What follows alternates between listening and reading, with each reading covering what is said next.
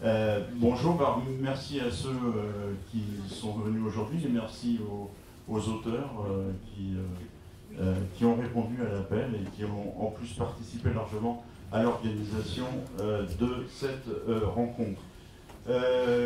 Donc je me présente, je suis Gérard Lambert, je suis avec Mohamed El-Kébir, responsable de la collection épistémologie de la médecine et du soin aux éditions Matériologie.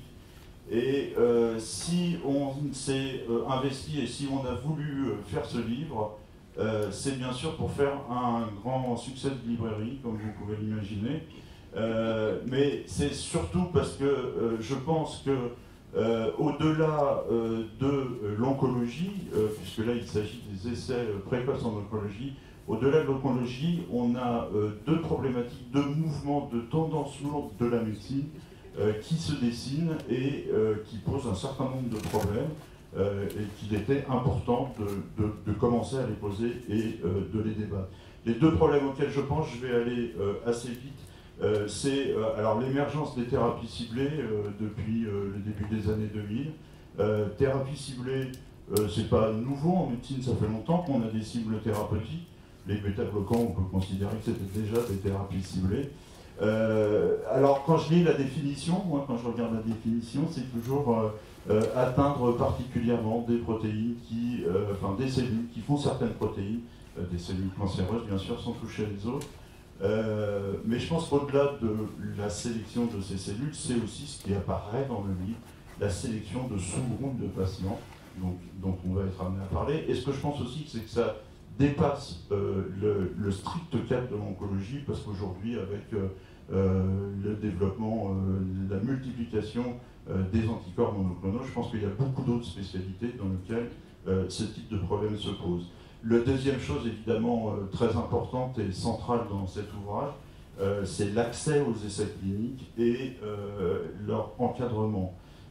Alors, une problématique là qui est, à mon avis, très spécifique à l'oncologie, c'est tout ce débat qui traverse un peu ce livre entre une attitude paternaliste qui voudrait dite paternaliste, qui voudrait qu'on protège certains patients fragiles de certains essais cliniques du fait des effets indésirables potentiels, et puis le fait de considérer l'information et l'accès aux essais cliniques comme un droit fondamental. On reviendra peut-être sur cette question. Mais au-delà de ça, et ça je pense que ça touche l'ensemble de la médecine, il y a toute cette émergence de ce mouvement qu'on dit être la médecine personnalisée, un mauvais titre peut-être, une mauvaise appellation, qu'on dit aussi médecine de précision, François Dos vous en dirait peut-être quelques mots, et qui touche d'autres spécialités, qui touchent l'ensemble de la médecine, et où on voit toute une tendance qui s'accompagne de médecine translationnelle, je dirais, très poussée, toute une tendance qui, fort de connaissances scientifiques qui semblent beaucoup plus solides que celles qu'on avait auparavant, et de développement technologique type Big Data et autres, demande par exemple qu'on fasse des phases 3 en population générale, en milieu ouvert.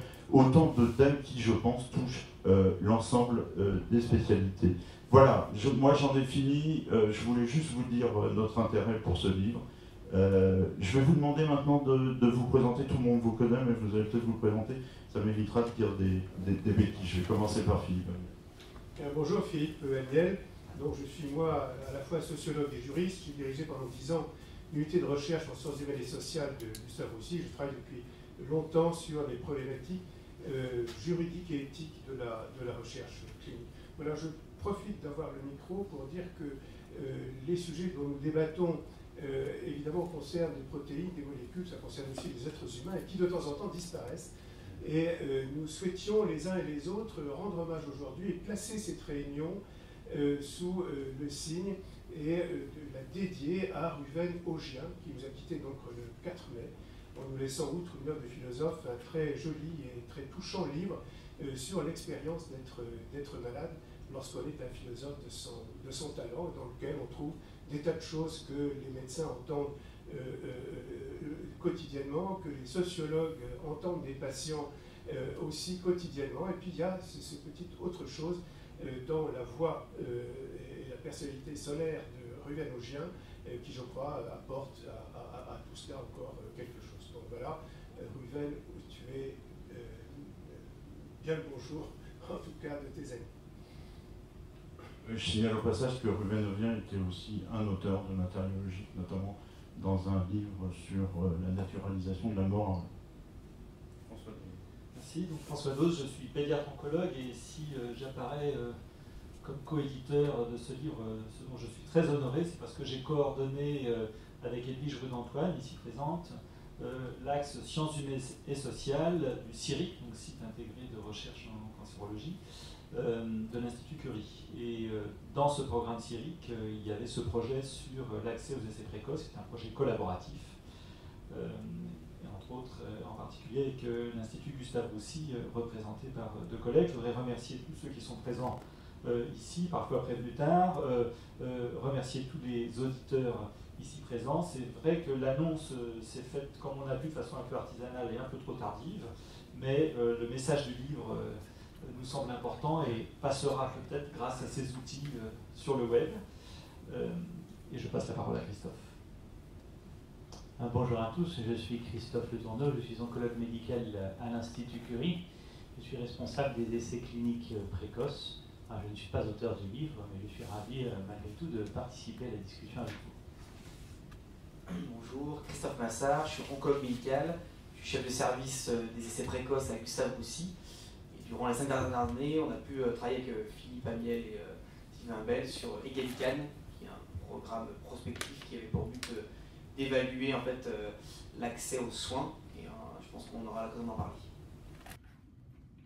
Bonjour, Sylvain Bell, je suis sociologue et je travaille au CESTIM et aussi à l'Institut Gustave Roussy. Et donc, je suis participé à cet ouvrage en participant à l'étude EGALICAN 1 d'abord, et ensuite j'ai fait le travail de coordination à la suite de Philippe Amiel sur le deuxième projet EGALICAN 2, sur lequel aussi on va sûrement revenir sur cette table ronde. Oui, on va peut-être prendre notre micro. Alors, je propose qu'on fasse un peu deux grandes parties sur cette table ronde.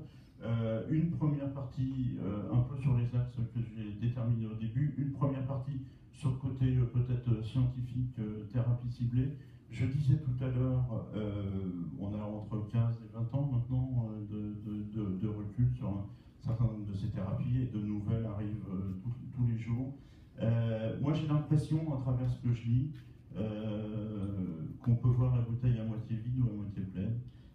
Alors à moitié pleine, vous allez peut-être pas nous parler par exemple de l'essai Moscato qui semble très positif, qui montre que l'analyse moléculaire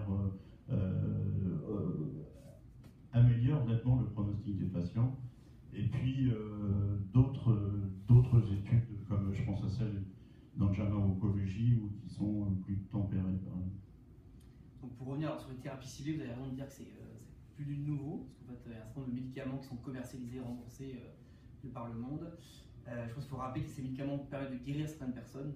Donc l'herceptine, le trastuzumab chez les femmes qui ont certaines formes de cancer du sein permet de diminuer le risque de rechute. On parle du Gleevec, certaines maladies. Puis il y a l'hormonothérapie, on utilise tous les jours, dans le cancer du sein et le cancer de la prostate, qui guérissent les gens au stade localisé en fait. Après, en fait, il y a eu plein de médicaments qui ont été développés depuis 10-15 ans, grâce au progrès qu'on a fait dans la compréhension du cancer, qui vient donc des biologistes. Après, la grande déception, c'est que malheureusement, dans l'immense majorité des cas, on ne guérit pas les patients. Donc, on arrive à gagner du temps, à repousser en fait, le temps de progression. Mais malheureusement, il y a des résistances secondaires qui apparaissent quasi inéluctables.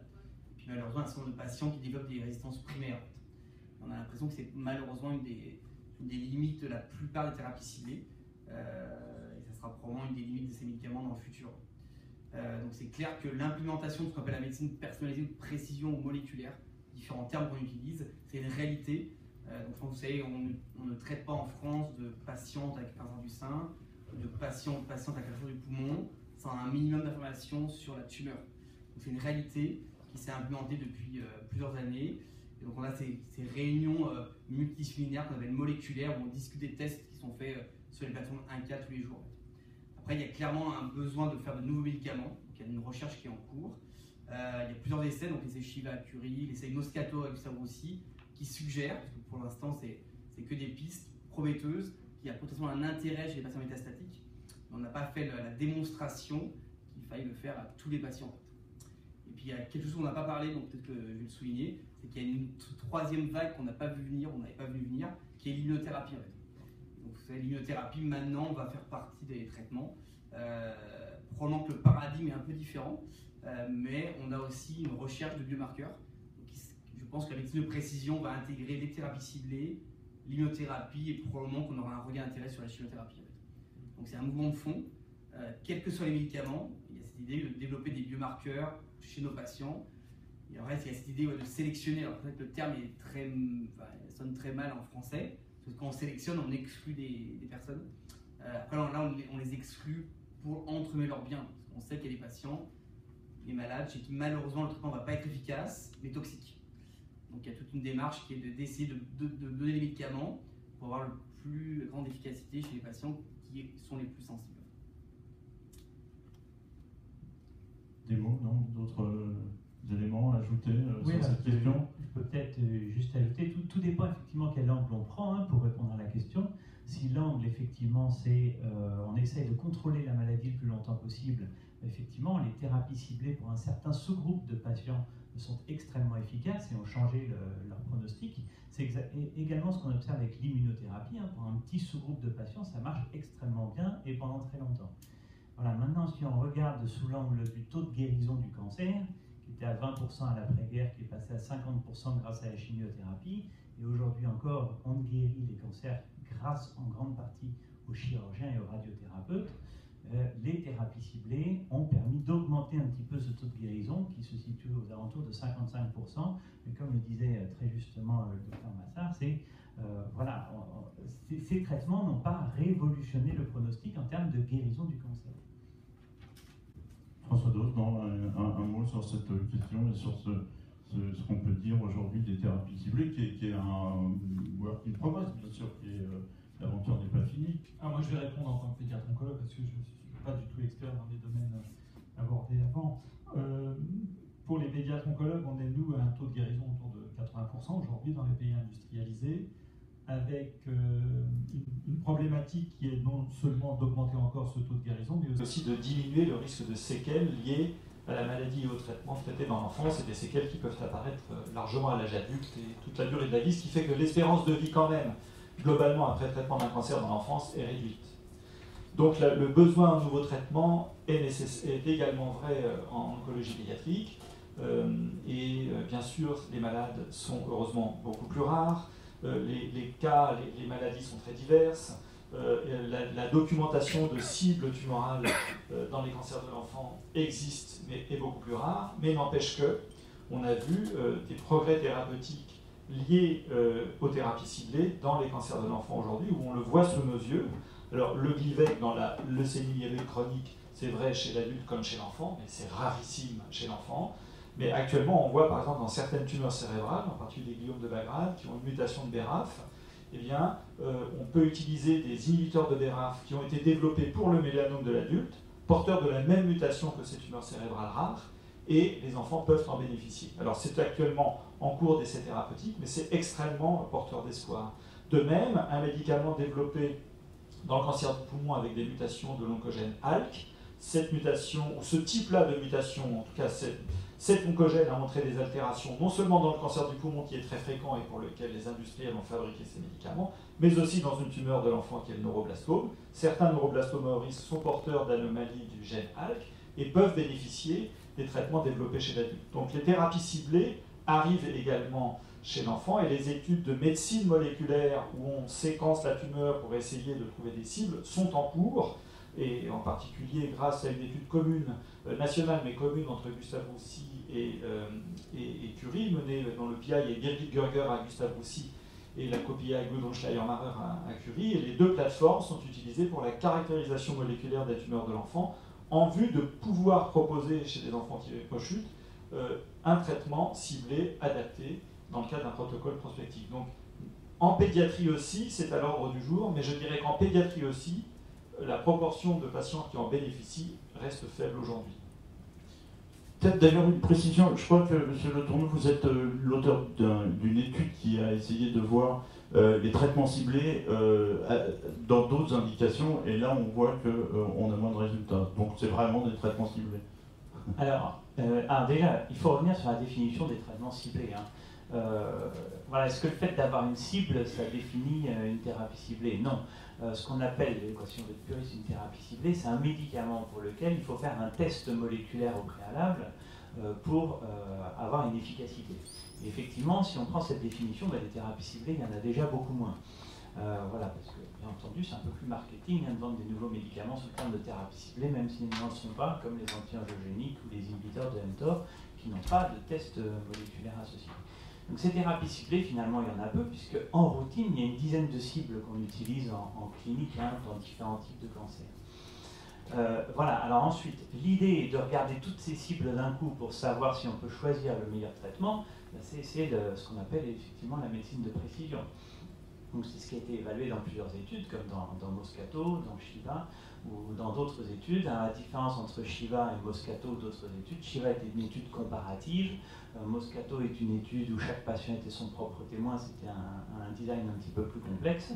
Mais aujourd'hui, voilà, même si les résultats sont encourageants, on n'a pas encore la démonstration qu'avoir la carte génétique de la tumeur d'un patient, rien que de l'avoir et d'avoir le résultat, finalement ça permet d'améliorer la survie. Donc ça veut dire qu'aujourd'hui, on ne peut pas recommander en routine de faire ça.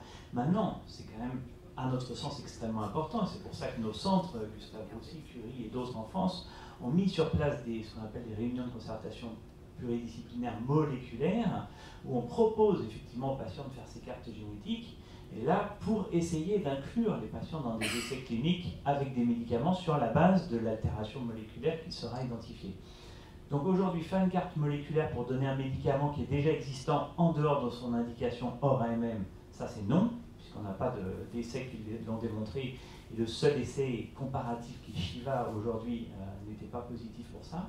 Maintenant, faire effectivement des cartes génétiques pour les patients qui sont en rechute, pour rechercher des cibles, pour essayer de les inclure dans des essais thérapeutiques qui sont ouverts dans un centre ou l'autre, ça oui, 100%, on montre qu'on arrive à inclure un certain nombre de patients grâce à ces RCP moléculaires. Alors, c'est pas beaucoup, c'est 10 à 15% des patients, parce que soit il n'y a pas de cible découverte, soit parce que les patients vont moins bien quand on a le résultat, etc. Mais toujours est-il qu'on sait que ça permet d'inclure ces patients dans les essais thérapeutiques. Maintenant, ça ne veut pas dire forcément que ces patients vont répondre au traitement, ça c'est encore une autre chose. Donc si vous voulez, le concept de médecine de précision, on est toujours en train de l'évaluer aujourd'hui. On n'en a pas encore fait la démonstration, malgré tout, des industriels se sont déjà emparés de ce filon, bien entendu, et il y a beaucoup d'industriels qui vivent de ça, de vendre des profils moléculaires. Mais aujourd'hui, on n'a pas la preuve que ça serve à quoi que ce soit. Des questions dans la salle sur ce volet Non, pas précisément, tout le monde sait tout. Je voulais savoir, la réunion de concertation pluridisciplinaire moléculaire, c'est une réunion différente des réunions de concertation pluridisciplinaire? Alors, en théorie, on ne devrait pas l'appeler comme ça, effectivement, puisqu'une réunion de concertation pluridisciplinaire doit avoir un chirurgien, un oncologue et un radiologue. Là, il s'agit d'oncologues, de biologistes, d'anatomopathologistes, donc ce sont des profils professionnels différents. Mais bon, malgré tout, on l'appelle comme ça, et il y en a dans beaucoup de centres. Et alors, votre question, pardon? Oui, est-ce que c'est la même chose et comment Ah pardon, oui, donc ça n'est pas la même chose, effectivement. Ça n'est pas la même chose parce que les RCP par type d'organes sont quasiment médico-légales, c'est-à-dire que voilà, chaque patient doit savoir que son dossier a été discuté au moins initialement dans une réunion de concertation pluridisciplinaire. Ces RCP moléculaires déjà ne sont pas obligatoires, ne sont pas proposés par tous les centres et ne fonctionnent pas de la même manière. Je pense que la question n'est pas la même. Je pense que la RCP classique, elle a pour but de garantir la concordance avec les recommandations et le traitement standard. Donc il y a une question de qualité ou de contrôle qualité du traitement pour éviter de faire perdre des chances aux patients. On sait que les traitements cancérologiques sont assez complexes et donc parfois il y a besoin d'une coordination avec plusieurs métiers. Après la RCP moléculaire, alors je prends le terme pas de bon, l'idée est différente parce que le but c'est d'identifier des personnes pour lesquelles on aurait des essais. En fait, il y a toute autre problématique. Donc c'est une ouverture sur les essais cliniques. Et donc c'est ce que soulignait Christophe, c'est qu'en fait, et d'où l'intérêt de ce livre, c'est qu'en fait, lorsque vous vous engagez dans la médecine de précision, fait, vous vous engagez dans les essais cliniques. En fait, faire de l'analyse de précision sans essais cliniques, c'est très frustrant pour les médecins et les patients. Et je pense que c'est une ineptie en fait. Parce que si vous vous engagez dans cette voie, et on l'a bien vu avec Shiva ou Moscato ou les différents essais, vous identifiez en fait des cibles connues ou inconnues, et la plupart du temps, il n'y a pas de traitement commercialisé. Ou les traitements commercialisés ne doivent pas être prescrits pour ces patients. Donc en fait, c'est une autre boîte de Pandore qu'on ouvre. Si vous faites de la médecine de précision, vous vous engagez à faire des essais cliniques. Donc c'est pour ça que dans Shiva, dans Moscato, on ne proposait cette démarche que chez des patients qui rentraient dans cette démarche, qui acceptaient de faire des essais cliniques. Si la personne vous dit je ne veux pas faire d'essais cliniques, ben, malheureusement je pense que ce n'est pas la peine de lui faire un test qui va générer beaucoup de frustration parce qu'on n'aura pas de traitement. Donc on décrit ce qu'on appelle un cercle vertueux qui est en fait, de cette proposition d'analyse de précision au traitement qui va passer forcément par des essais cliniques, donc forcément par un centre CLIP ou un centre d'analyse d'un cas. En fait il y a un continuum. Et en fait, si vous n'avez pas un bon réseau, s'il n'y a pas de continuum, en fait, la démarche va être faussée en fait. J'ai une autre question, je suis déçue. Dans un travail que j'ai fait avec les patients, je me suis rendu compte qu'ils parlent tout le temps d'essais, comme s'ils étaient inclus dans des essais. En fait, je pense qu'ils confondent le traitement qu'on leur donne. Donc, je voudrais est-ce que c'est en lien avec un manque d'explication qu'on leur a donné sur le traitement qu'ils vont recevoir? Mais ils parlent tous d'essais cliniques. Non, ils parlent. Alors, essais cliniques, j'ai un essai clinique, un essai thérapeutique, un essai. Ils parlent de ça et je sens bien qu'il y a une confusion. Ouais, la confusion vient probablement de ce que dit François Dos, c'est que parfois on parle de protocole de chimiothérapie. C'est le protocole, ce qui veut dire la façon dont on fait un traitement standard ou pas. Et l'essai clinique est appelé aussi protocole thérapeutique. Donc malheureusement, c'est peut-être un entremets un manque d'explication. En fait, l'expérience montre quand, je crois que c'est la Ligue qui est en train de faire un questionnaire sur les essais cliniques, comment ils proposent un essai clinique. Et probablement, il y a beaucoup d'efforts à faire sur qu'est-ce qu'un essai clinique, qu'est-ce qu'un essai thérapeutique, quel type de bénéfice ou non on attend. Les études anglaises qui montrent très bien que malheureusement, et probablement à cause des médecins, les patients en fait, surestiment le bénéfice d'un essai clinique et sous-estiment les contraintes. Et en fait, les contraintes sont très très lourdes en termes de temps, de durée, pour un bénéfice qui est souvent incertain.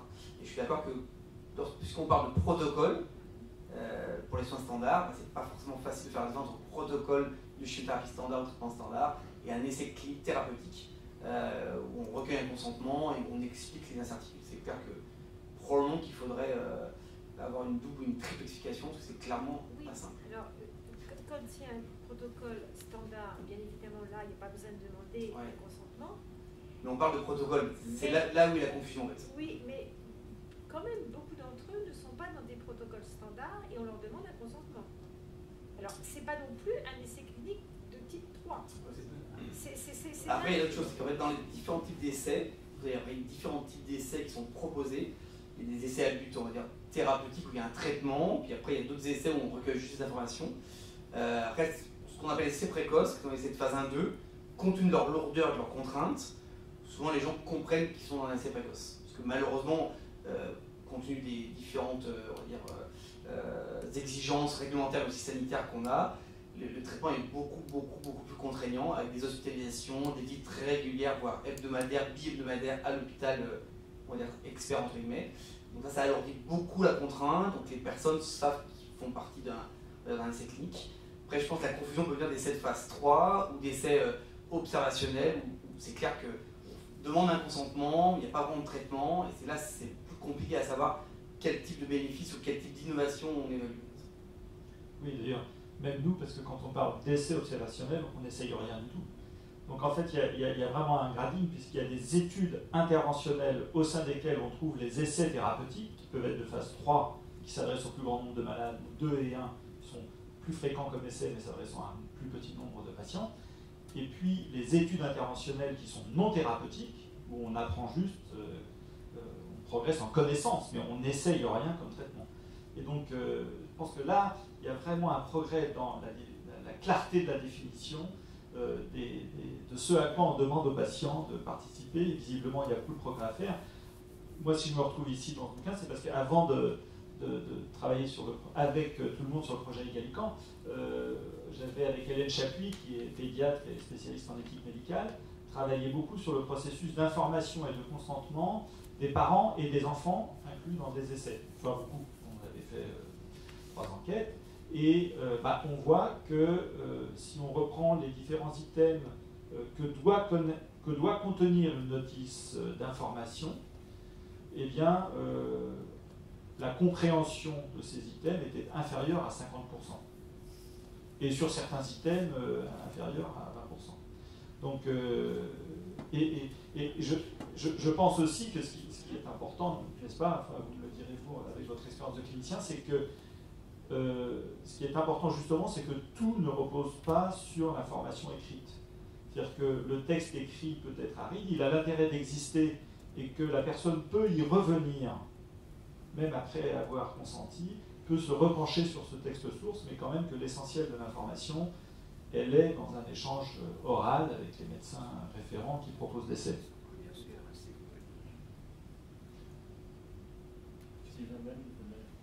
Non, alors, j'avais deux réflexions. La première, peut-être sur la médecine de précision, la médecine personnalisée. Il me semble qu'il y a un terme qui est vraiment important qui a été évoqué, c'est la question de la sélection.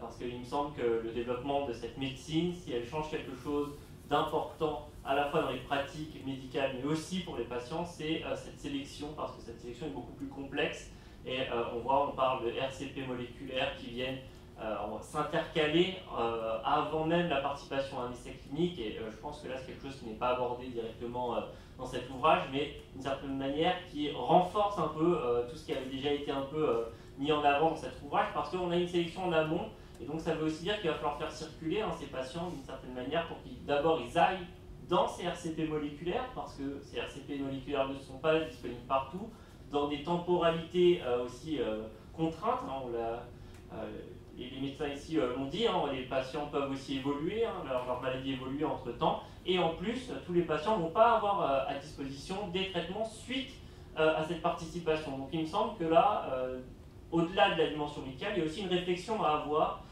sur la circulation qu'on permet à ces patients, les conditions de circulation et ce qu'on apporte après à ces patients qui ne pourront pas participer. Et il me semble que là, c'est une réflexion qui, en pédiatrie en tout cas, est déjà un petit peu à l'œuvre, avec l'idée de se dire que les enfants qui participent à ces essais de médecine de précision doivent, dans tous les cas, bénéficier de la démarche qu'ils ont eue, même si on ne retrouve pas de cible thérapeutique. Et donc là, je pense qu'il y a peut-être aussi un élément sur lequel les réflexions sur les adultes peuvent peut-être aussi s'inspirer de ce qu'il y a chez les enfants. Ça, c'était le premier point. Et le deuxième point, peut-être plus proche des questions, qui était sur la question du consentement des patients. Il me semble quand même qu'il faut souligner que dans les essais précoces, on est face à une situation un peu inédite où la plupart des patients, en fait, signent le consentement et sont tout à fait d'accord pour participer malgré les contraintes que les essais ont. Et il me semble, alors bien entendu, on a des cas où les patients ne comprennent pas les contraintes qu'ils vont avoir, mais effectivement, souvent ils les comprennent très vite parce que l'essai est tellement lourd que il est rare que les patients ne se rendent pas compte qu'ils sont hospitalisés 2 fois par semaine, etc. Et ce qui est intéressant, c'est que ces patients sont prêts des fois à s'engager vers la recherche clinique, sont prêts à faire cet effort-là et des fois comprennent que ça reste incertain. Et ce qu'ils attendent surtout, c'est de la compréhension et une continuité dans leur prise en charge. Et je peux vous dire que la plupart des retours que j'ai eus négatifs de patients dans leur prise en charge dans le cadre d'essais cliniques, c'est quand il y a des ruptures de soins. Soit parce qu'ils ne peuvent pas être inclus dans un essai, soit à la fin de l'essai clinique. Et c'est là où il y a le plus de frustration qui est exprimée par ces patients, et parfois aussi l'impression d'avoir été un peu trompé par le système médical. Et ça, c'est intéressant parce qu'on a mis beaucoup l'accent sur la participation, sur la protection des patients au moment de la participation à un essai clinique. Et on voit que cette protection, elle est peut-être aussi en amont et aussi en aval de l'essai, et que ça, il faut aussi se donner les moyens d'y penser. Je voulais revenir aussi sur à propos des questions et de cette confusion des patients qui ne savent plus. Est-ce que ça ne pose pas quelque chose qui est aussi largement développé dans le livre, cette frontière qui devient floue entre le soin et la recherche? D'ailleurs, je vois Fargo Largeau là-bas qui pourrait nous éclairer aussi sur cette question, puisqu'elle en parle beaucoup. Non, tout à fait. Nous, on est assez partisans avec ça aussi d'inclure les patients dans l'essai clinique, parce qu'on est persuadé, donc c'est une croyance, qu'il n'y a pas de vraie frontière entre le soin et la recherche. il y a des exemples historiques de médicaments qui ont été approuvés très rapidement, ou de patients qui avaient une maladie orpheline, qui ont été traités dès l'essai clinique, et en fait il y a eu comme un continuum entre l'essai clinique et le traitement standard. Après je pense que la confusion va continuer, parce que vous savez il y a une réforme des lois, donc la loi Jardin maintenant est active, et en fait elle rend encore plus complexe la compréhension des études, parce qu'il n'y a plus d'essais interventionnels ou non interventionnels, tout est une étude, tout est un essai. Donc c'est clair que ça va encore rendre plus complexe la différence entre les vrais essais thérapeutiques avec un bénéfice incertain, des essais thérapeutiques de phase 3, parce qu'en fait la procédure va quasi être la même. Après c'est clair, comme vous dites, qu'il y a un changement méthodologique, alors positif ou négatif, on ne sait pas encore, mais globalement ça se fait comme ça, des médicaments ont été approuvés, il y en a plusieurs, l'immunothérapie, des thérapies ciblées sur des phases 1, donc dès les phases 1, on a pu démontrer une activité spectaculaire qui a amené à une approbation et un remboursement. Et dès la phase 1, on a randomisé des patients en fonction des doses de traitement, des schémas de traitement. Donc c'est clair qu'il y a une espèce de confusion, mais c'est des cas encore qui restent encore, on va dire, rares, mais qui vont probablement en fait être de plus en plus nombreux. Parce qu'on peut imaginer que des médicaments vont être de plus en plus efficaces dans une population plus sélectionnée, et que probablement nos autorités sanitaires vont être le plus à même à approuver les médicaments très tôt. Donc vous savez, la FDA le fait très rapidement, puisqu'elle a des contraintes très différentes de nos instances européennes. Donc vous savez, il y a un décalage entre l'Europe et les États-Unis, où les médicaments aux États-Unis sont quasi tous approuvés sur les phases 1 ou les phases 2. Et en Europe, on attend encore les phases 3. Donc on a une espèce de retard qui peut se discuter, hein, mais qui est assez problématique pour les patients. Et je comprends que la confusion puisse régner, parce qu'en fait, on a une zone de transition, en fait. Oui, alors je vais faire peut-être deux observations. La première, c'est sur la question de la formation et du consentement. On trouve peu, ou pas, en tout cas dans l'expérience, de cas de patients participant à des essais en cancérologie qui ont le sentiment d'avoir été abusés et qu'on les a entrés dans quelque chose qui n'avaient pas compris que c'était quelque chose de différent du soin standard. La deuxième réflexion, c'est que cette distinction entre soins et recherche, c'est une construction qui est juridique et éthique. Les transformations de la loi à l'heure actuelle n'ont pas beaucoup d'incidence sur le régime des essais de médicaments, qui sont maintenant entièrement pris en charge, réglés par un règlement européen, donc une loi commune à l'ensemble des États européens. Enfin, cela, dans quelques mois, on est encore sous le régime ancien pour différentes raisons techniques de mise en œuvre de ce règlement européen. Donc à partir de là, il y a des questions qui se posent un petit peu différemment chez le clinicien, l'éthicien et chez le juriste. Bon, il est clair que eh bien, le juriste, lui, il est intéressé à savoir dans quel régime va se trouver plongée la personne dont il s'agit. Hein. Est-ce que c'est le régime du soin, de l'obligation des médecins de fournir des soins conformes aux données acquises de la science, selon une formulation qui est celle du Code de déontologie et anciennement de l'arrêt Mercier, ou des connaissances médicales avérées, qui est la formulation du Code de la santé publique, avec la distance et les débats qui y a autour de ces notions. Voilà, bon, mais ça c'est un régime, avec un régime de responsabilité, un régime d'indemnisation en cas d'accident, et puis un autre régime qui est celui de la recherche biomédicale, ou des recherches appliquant la personne humaine, comme on les appelle maintenant, et qui est incroyablement plus protecteur pour les personnes concernées. Hein. Donc il y a de l'enjeu, en fait, je dirais beaucoup plus à ce niveau-là, à l'heure actuelle, sur le terrain de savoir dans quoi, ici, les personnes savent dans quoi elles se trouvent. Après ça, je crois que les véritables questions, aujourd'hui, ce sont les questions de sélection, les questions d'adressage des patients vers les essais, les questions d'accès à l'innovation thérapeutique via les essais. Ce qui est très frappant dans le discours des oncologues, c'est évidemment de reconnaître cette porosité ou cette difficulté à trouver des frontières en termes de prise en charge. Il n'y a pas de frontière clinique entre la prise en charge en soins au sens des juristes et la prise en charge en essai clinique au sens des juristes. Hein.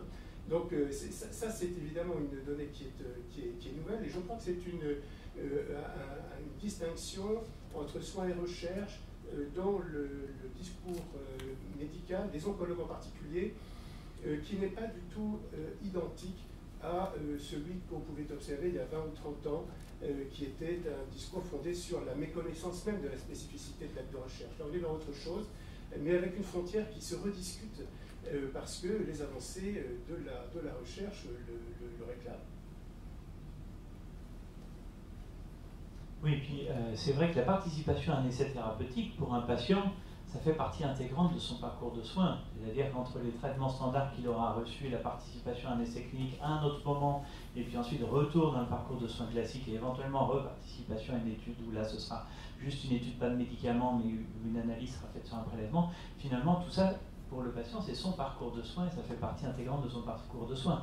Et c'est comme ça que nous, cliniciens, nous l'entendons. Et je pense que c'est effectivement comme ça qu'il faut l'entendre. Le risque de l'entendre autrement, c'est de ne voir les patients qu'au moment de la recherche, mais finalement de ne pas s'intéresser à ce qu'il y a juste avant ou juste après, ce qui sera encore plus terrible.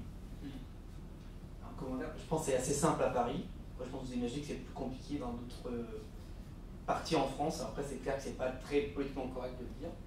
Il y a probablement, on ne va pas de données très sûres, mais c'est clair que dans les adressages de patients qu'on a, c'est clair que quand vous êtes suivi à Curie, que l'essai thérapeutique à Curie, que vous êtes suivi par le professeur Le Tourneau, donc c'est plus simple d'avoir accès à la recherche que quand vous êtes dans certaines villes très loin où vous n'avez pas accès vraiment à un centre expert ou que vous n'avez pas, il n'y a pas de réseau mis en place. Donc là, je pense que c'était une des points qu'a noté Gaëtan, c'est l'importance du réseau médical, d'avoir oui, Sylvain Bell, il a peut-être des précisions sur cette question-là. Oui, enfin, la première précision, c'est sur ce passage de régime, parce qu'il me semble que c'est pour les patients que la frontière entre soins et recherche est le plus floue. Aussi parce que d'une certaine manière, et je pense que ce taux d'acceptation très fort aussi traduit le fait que les patients ont souvent consenti avant même d'arriver dans le centre qui propose un essai clinique, parce qu'une fois qu'on leur a annoncé qu'ils sont en situation d'échec thérapeutique, alors c'est pas forcément dit comme ça, mais en tout cas qui font cette démarche d'aller vers le centre qui propose un essai clinique, en fait, ils ont déjà fait leur choix d'une certaine manière à ce moment-là. Ce qui peut poser aussi des questions d'un point de vue éthique sur l'information qu'ils ont eue au moment où ils ont, pour eux, fait ce choix. Et donc là, je trouve qu'il y a quelque chose qui est vraiment intéressant et qui doit nous amener à réfléchir, parce que vu que les patients font leur choix en amont, d'une certaine manière, le refus qu'ils peuvent recevoir au moment de participer à un essai peut être vécu d'autant plus violemment, parce que d'une certaine manière, si la recherche est intégrée dans le parcours de soins, d'une certaine manière, on ne comprend pas pourquoi on se voit refuser de participer à un essai clinique. Pourquoi on se voit refuser cette chance-là.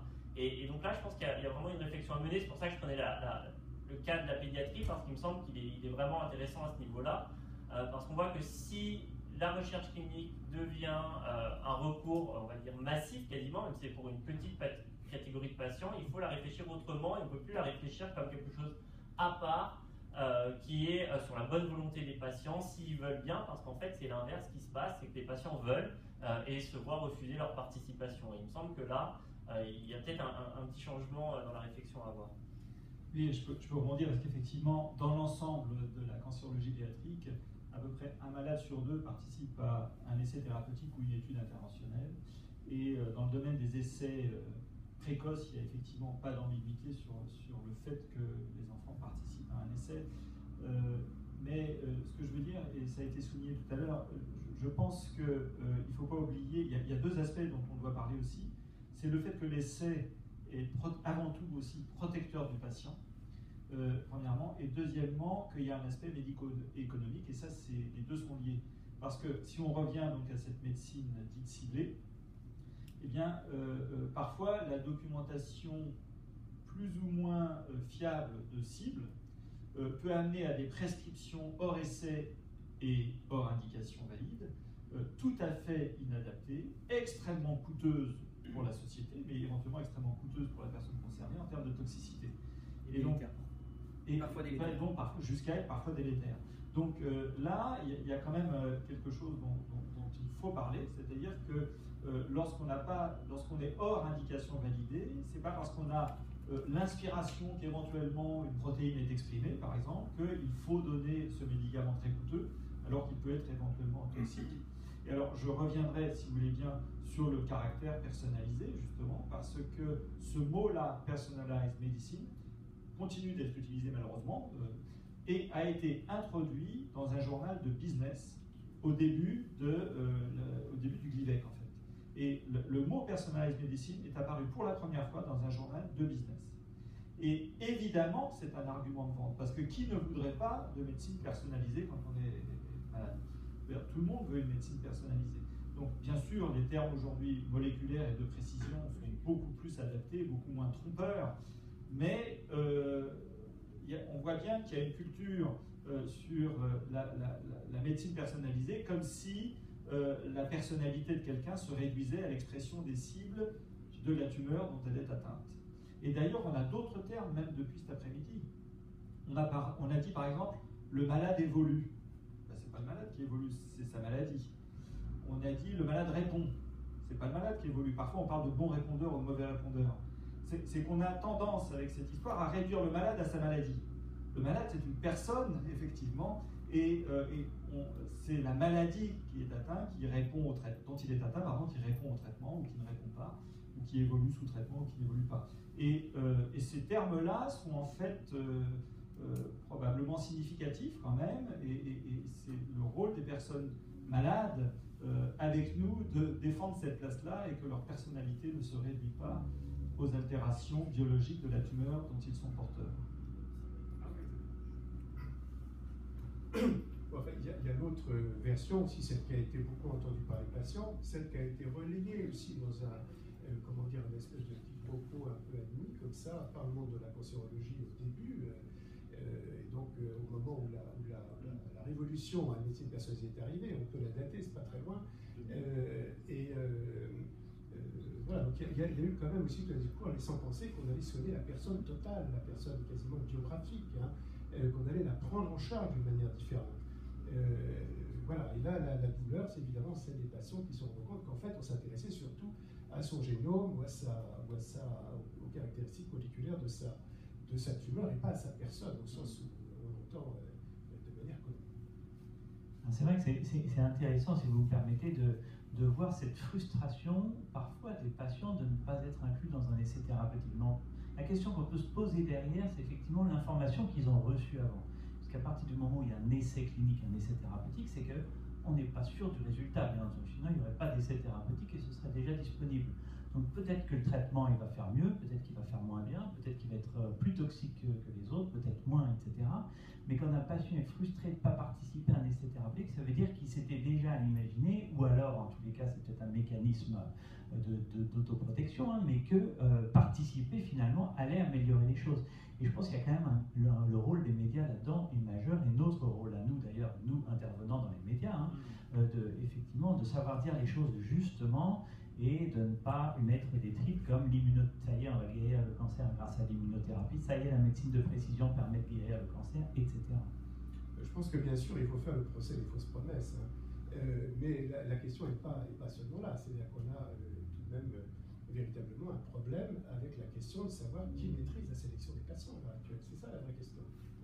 Alors, est-ce que c'est seulement des critères qui sont posés par l'investigateur, par le protocole, disons au sens large, ou est-ce qu'il faut faire entrer dans la boucle d'autres préoccupations on trouve alors peut-être un peu moins dans des essais moléculaires très techniques, mais beaucoup de critères de non-inclusion qui sont très discutables et qui pourraient être discutés, par exemple, avec des associations de patients, pourquoi pas.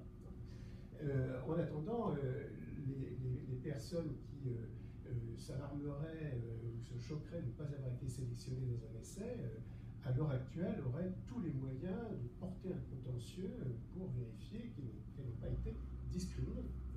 Donc ça, c'est une vraie question. Alors là, je la pose de manière, c'est un peu spectaculaire en parlant de contentieux, mais bien avant cela, sur le terrain éthique, il y a une réflexion quand même à mener, à mon avis, qui est centrale, qui est le vrai sujet à l'heure actuelle, beaucoup plus que la question du consentement, qui est le vrai sujet de la médecine de pointe, de l'acceptation. Je pense qu'on a un essai conscient en France. En fait, il y a eu un certain nombre d'approches qui ont essayé d'y répondre. Donc, en fait, comme vous l'avez dit, en fait, malheureusement ou heureusement, je ne sais pas, la plupart des essais d'innovation sont industriels. Donc, il y a des partenaires avec des industriels qui permettent d'avoir accès aux médicaments. Donc, en fait, on est passé, c'est que moi j'ai un collègue espagnol, Jordi Rodon du Val d'Hebron, qui dit on est passé d'une médecine où on cherchait des patients pour des essais à une médecine où on cherche un essai pour les patients. En fait, c'est vraiment ça. C'est qu'en fait, quand je pense Christophe Le Tourneau ou d'autres collègues, quand on ouvre des essais dans nos centres, on a clairement dans l'idée proposer une espèce de palette disponible pour les patients. Donc c'est pas au hasard qu'on ouvre des essais. Et en fait, l'INCa l'a bien noté, parce qu'en fait, on sait très bien que les patients ne sont pas incluables à cause de critères, on va dire, assez stricts, rigides des protocoles. Donc vous savez, il y a un certain nombre d'essais qui s'appellent accès, qui sont à mon avis très innovants, parce qu'en fait, ils permettent, avec des critères qui existent, mais un peu plus souples, avec une répartition sur le territoire très homogène, de donner accès à plus de personnes. Et en fait, on est vraiment dans la continuité des essais cliniques innovants, des essais industriels qui sont très rigides, où on a beaucoup de mal à modifier les choses, et puis après des essais académiques qui essayent d'étendre, lorsque la molécule est mieux connue, lorsque le bénéfice-risque est mieux évalué, en fait l'accès à des populations beaucoup plus larges, et là on est beaucoup plus, on inclut souvent des enfants qui sont exclus, quasi tout le temps exclus des protocoles industriels, on peut inclure des patients qui ont des comorbidités parfois graves. Après reste la question, qui est une autre sorte de discrimination, de la distance, on peut en discuter, hein. C'est pas écrit dans le protocole, mais en fait je pense qu'il y a un certain nombre de patients, de médecins qui s'autocensurent en disant vous êtes à 200, 300, 400 km de Paris, donc ça sera trop fatigant en fait. Et ça, après vous savez l'assurance maladie ne veut plus rembourser les bons de transport, l'industriel les rembourse mais au compte-gouttes, et en fait on se rend compte que cette histoire du transport, elle paraît très anodine, mais en fait elle rajoute de la contrainte aux patients. Et je pense, comme dit Sylvain, je pense qu'il y a un certain nombre de patients, on voit les patients qu'on nous a adressés, mais on ne voit pas ceux qu'on ne nous a pas adressés. En fait. Et donc on ne sait pas en fait, le discours qui a été tenu aux gens qui ont dit non, c'est pas bon en fait.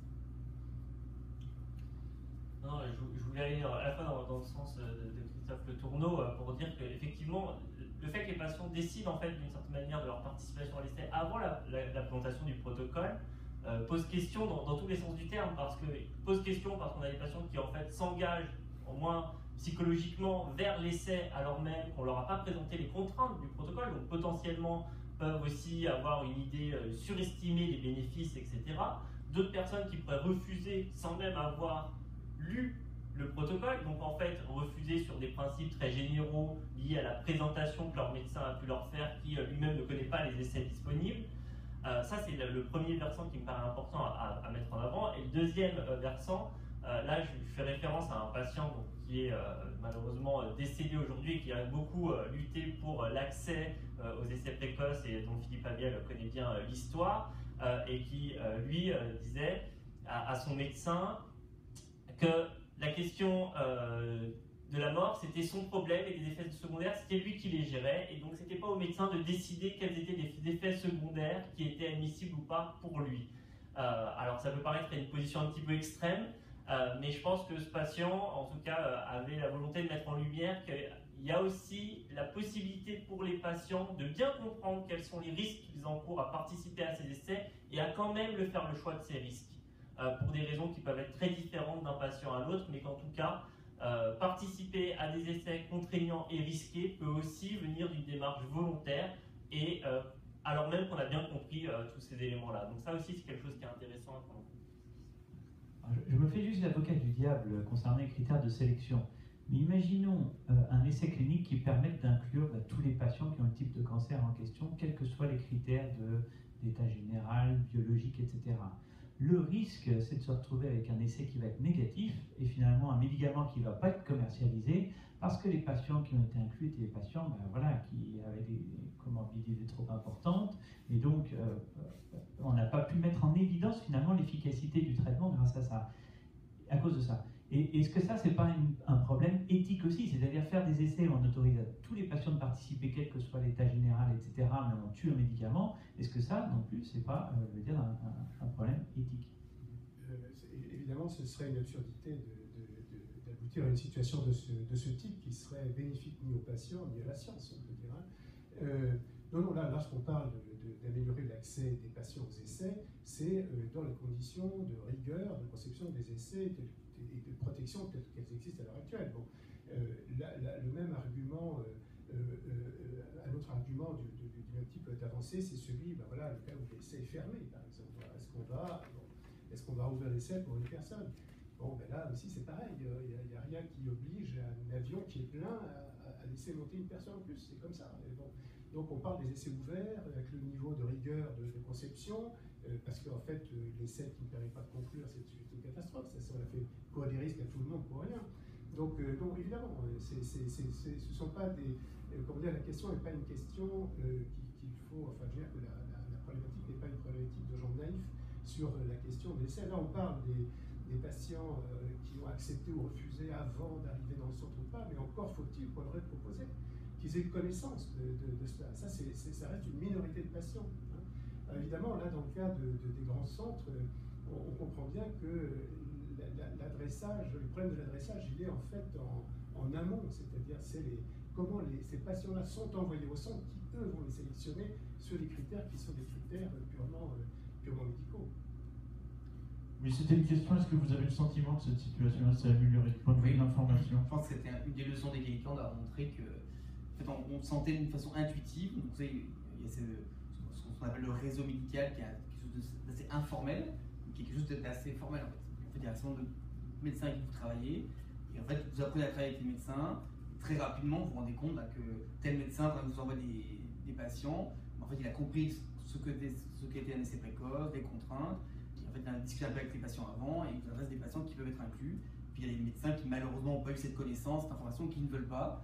Et en fait, il vous adresse des personnes qui ne sont jamais incluables. Et ça, je pense que Gallican avait montré que ce point. Non, effectivement, enfin, le rôle du médecin qui envoie un patient vers un essai précoce est vraiment déterminant. Alors, deux anecdotes. La première, elle est liée à un entretien que j'avais fait avec un médecin à Curie qui me racontait l'histoire d'une patiente qui lui avait été adressée pour un deuxième avis et son médecin, sa gynécologue en l'occurrence, lui avait dit je vous envoie vers ce médecin qui est très spécialiste, mais attention, elle propose aussi des essais cliniques. Et là, il faut surtout dire non aux essais cliniques parce que ça c'est très dangereux. Alors la patiente en fait racontait ça à au médecin à Curie et a quand même participé à des essais cliniques. Mais je trouve qu'en tout cas cette anecdote elle donne l'information qu'il se passe des choses en amont. Le deuxième point effectivement c'est tout le travail qu'on a fait sur ces fameux médecins adresseurs et nous on a vu plusieurs choses en fait qui nous ont étonnés. La première c'était que parmi deux médecins qui envoient beaucoup de patients vers des essais précoces, on en avait un qui avait 100% quasiment de taux de réussite, c'est-à-dire que tous ces patients étaient inclus, et l'autre avait 0% d'inclusion. Donc tous ces patients, et il envoyait très régulièrement, mais tous ces patients ne participaient pas. Alors a priori, ça paraît assez étonnant, et on voit aussi qu'il y a beaucoup de médecins qui envoient une fois, deux fois. Donc il se passe des choses, et on a du mal aujourd'hui, je pense qu'on n'a pas encore les données pour comprendre précisément qu'est-ce qui fait qu'un médecin propose un essai. Alors il y en a quelques-uns, on les connaît, on sait pourquoi ils proposent, parce qu'ils connaissent, ils participent eux-mêmes à des essais précoces. Quoique, petit élément quand même important à considérer, on a montré que le fait qu'un médecin participe lui-même à des essais cliniques n'avait pas d'influence sur le taux d'acceptation des patients qu'il envoyait dans d'autres centres pour participer à des essais cliniques. Bon, la raison, on peut la comprendre de manière assez simple, c'est que les critères d'inclusion sont tellement compliqué et l'ouverture des essais spécifiques, on a une place, deux places ouvertes, qui fait qu'en dehors des investigateurs ou des personnes très très proches des investigateurs, il est très difficile de pouvoir déléguer d'une certaine manière ce rôle de triage et de sélection des patients. Mais ouais, je voudrais dire un mot de spécificité pédiatrique. Tout à l'heure, Sylvain, tu parlais de ce patient qui revendiquait la possibilité personnelle de prendre des risques. Et bien sûr, il en va différemment lorsque le processus de consentement, c'est un consentement pour autrui et pour son enfant en particulier. Et là, bien sûr, quand l'enfant est assez grand, il est bien sûr, heureusement, obligatoire de s'assurer de l'assentiment et de la compréhension de l'enfant. Mais quelquefois, il peut s'agir de très jeunes enfants. Et donc, la notion de prise de risque pour autrui est quelque chose d'extrêmement complexe. Et même s'il y a effectivement une proportion de jeunes patients qui participent à des essais thérapeutiques en cancérologie plus élevée que chez l'adulte, ça continue de poser question, ça doit continuer de poser question. Le problème, c'est la dérive, c'est-à-dire que parfois certains parents, dans leur souffrance, peuvent être entre guillemets prêts à tout pour leur enfant, alors que nous, on soigne l'enfant, on ne soigne pas les parents. Et que bien sûr, on respecte aussi les critères d'inclusion et de non-inclusion. D'ailleurs, on ne devrait pas parler de critères d'exclusion, puisque pour être exclu, il faut d'abord avoir été inclus. Là, il s'agirait en fait de, personne ne le fait, mais de parler, enfin c'est rare, on parle de critères de non-inclusion plutôt que d'exclusion, et même de l'entendre, c'est un peu différent. Le deuxième point, pour moi en tant que pédiatre oncologue aujourd'hui, ce qui est dans les essais précoces, ce qui est très très compliqué à accepter, ce sont les listes d'attente dans des essais précoces de molécules qui sont effectivement en développement chez l'enfant, mais pour laquelle il existe un rationnel très fort d'utilisation dans certains cas. Par exemple, les inhibiteurs de BRAF ou les inhibiteurs de MEK dans certains types de tumeurs cérébrales, il y a des essais, et on connaît déjà ces médicaments, on connaît la toxicité de ces médicaments chez l'adulte. Or, à partir de 10-12 ans, il n'y a aucune raison de penser que la toxicité soit différente en faisant bien sûr une dose proportionnelle au poids. Pour autant, comme c'est développé par des industriels qui ont besoin de mener ces études pour ce qu'on appelle le plan d'investigation pédiatrique, ils sont très stricts sur les inclusions, et il y a des patients dont la maladie justifie qu'ils puissent recevoir le médicament et qu'ils ne peuvent pas la recevoir parce qu'ils sont sur, entre guillemets, liste d'attente pour vérifier les effets secondaires chez l'enfant, alors qu'ils ne sont pas différents chez le grand enfant de ceux de chez l'adulte. Et là, c'est un problème à la fois méthodologique et éthique, où plusieurs familles sont dans l'attente d'un traitement qui est pourtant justifié. On a aussi ce problème chez l'adulte où parfois des médicaments sont très très efficaces. Donc là où la barrière entre soins et recherche n'existe plus, parce qu'en fait on a des données qui sont sur 10, 20, 30, 100, 150 malades, 200. On a des données qui sont ce qu'elles sont, mais qui sont très efficaces, et on poursuit l'essai clinique alors qu'on devrait potentiellement peut-être passer à... Donc ça, de plus en plus, on aura ces patients qui sont... où on attend, alors soit des listes d'attente, soit on attend les approbations. Après, je pense que Christophe dira qu'on n'a pas la preuve définitive, mais c'est vrai qu'on a par exemple ces gliomes BRAF mutés chez l'adulte. En fait, on sait, toutes les études montrent des taux de réponse intéressants, il n'y a pas de traitement standard, et les médicaments ne sont pas approuvés, ne le seront pas forcément rapidement.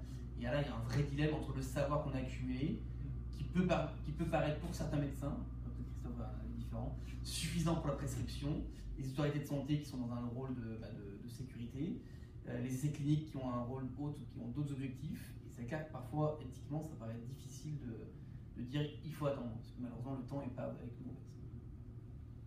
Non, mais c'est exactement ce que tu soulignes, c'est que la temporalité des patients n'est pas la même que la temporalité du développement clinique. Et effectivement, pour le patient, on comprend bien qu'il faut avoir accès au traitement rapidement. De notre côté, on doit faire les choses correctement et avec suffisamment de recul, de données, etc., pour ne pas non plus faire de bêtises et avoir un médicament qu'on aurait prescrit à beaucoup de monde pour se rendre compte ensuite que finalement c'était trop toxique ou pas efficace. Un problème dont on n'a pas parlé, on peut peut-être en dire deux mots, c'est le prix des nouvelles molécules. Parce que tant qu'on est en essai clinique, ça peut être un avantage d'une certaine manière, de ce point de vue-là. Ah ben c'est certain, oui. Effectivement, un des moyens aussi de moins payer pour les médicaments, c'est de participer activement en tant que pays à la recherche clinique, puisque beaucoup de nouveaux protocoles thérapeutiques sont basés sur des médicaments anciens ou déjà commercialisés et parfois coûteux. Je pense à tous ces protocoles d'association d'immunothérapie. Parfois une immunothérapie qui est déjà commercialisée, on évalue une association pour faire encore mieux. Effectivement, avoir accès à l'immunothérapie par les protocoles, ça permet de ne pas payer les médicaments. Maintenant, sur le prix des médicaments en soi, nous, oncologues, on n'est pas confrontés à cette question parce qu'on a le droit ou pas le droit de donner un médicament parce qu'il y a l'AMM ou il n'y a pas l'AMM. La question du prix est en dehors de notre champ. Je suis d'accord. Après, c'est clair que pour notre société, ça va être un problème majeur pour les années à venir. Après, je ne suis pas convaincu que nos citoyens ont été très informés ou très préparés à ce qui malheureusement risque d'arriver. Donc, pas de commentaires. Des questions peut-être dans la salle? Ah, voilà. D'après tout ce que je viens d'entendre, il me semble que vous mettez en exergue l'importance de l'information et qu'il y a un nouveau métier qui se dessine. C'est le lien entre le patient et vous, et que l'information soit faite en amont, très en amont, et peut-être l'information aussi destinée aux médecins qui vous envoient les patients. Parce que j'ai l'impression qu'ils ne sont pas du tout informés. Par qui est-ce qu'on est informé? Par la presse, qui fait des mauvaises informations, qui lance des projets extraordinaires sur les cellules circulantes qui vont absolument résoudre tous les problèmes et tous les cancers, ou d'autres nouvelles thérapies comme ça. On est très très mal informé. Donc je crois que c'est l'information qui prime dans ces cas-là. Enfin, je le sens comme ça. Non, moi je suis entièrement d'accord avec vous. Je pense que collectivement on est tous responsables de ça, puisque effectivement quoi, les médias, leur objectif c'est de vendre leur canard, et ça on comprend bien. Et sûr. Ils vendent leur canard, Absolument. ils mettent dedans une information dont ils savent qu'elle sera lue. Mais effectivement là, pour tout ce qui touche la santé, c'est relativement simple, effectivement, de plutôt donner des messages d'espoir en espérant ensuite vendre plus facilement, qu'en ayant des messages un peu plus justes, mais qui feront que ce sera moins bien vendu. Mais ça suppose un accompagnement des patients avant qu'on leur demande d'accepter et de participer à un essai clinique. C'est un accompagnement en amont. Et ça, c'est absolument nécessaire. Sinon, c'est dramatique que quand il y a un refus, c'est incompréhensible. Enfin, je suis d'accord, c'est assez compliqué parce qu'en fait, on n'a pas vraiment le droit de faire de la publicité, entre guillemets.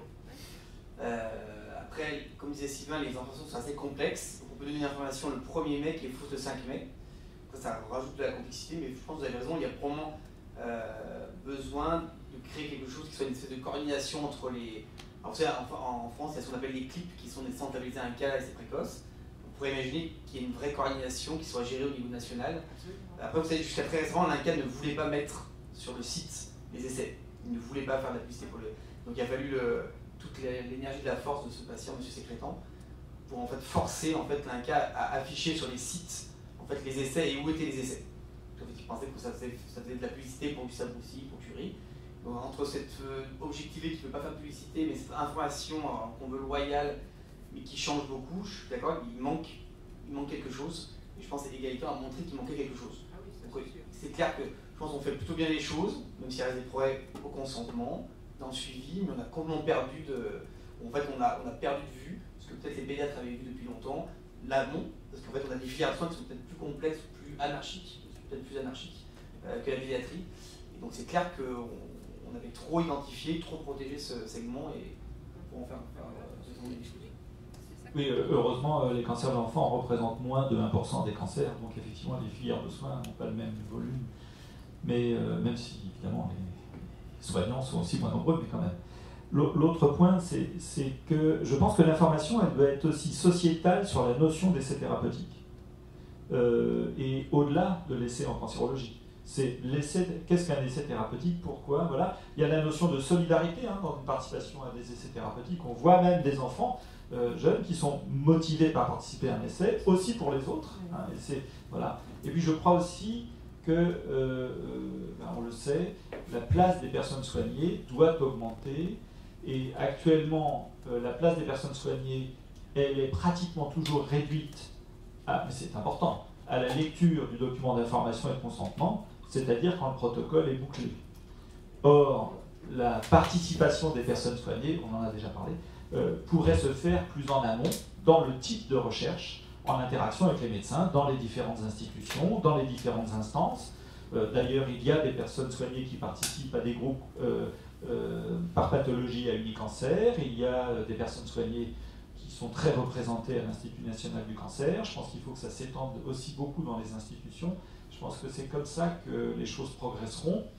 Mais une information vraie sur la notion d'essai clinique ou d'études cliniques à l'échelle de la société serait certainement très utile. Alors, j'ai pas...